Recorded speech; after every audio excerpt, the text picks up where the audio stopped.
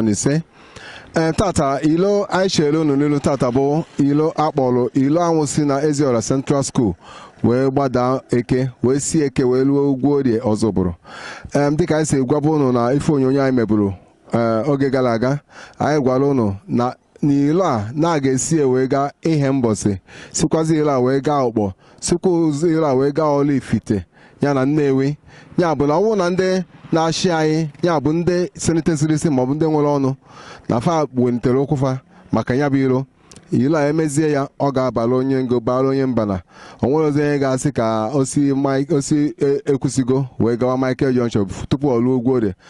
Ngwa ngwa ilu na Eziora Central School itiba tupu ịmalụ iluo na Ugwuorie Ozubulu. Anyị ga nne bịa nkịtịela ọnụ maka ilo a. Ilo a ya bịa a na-achọ ya ka itiela ya ọnụ na pause then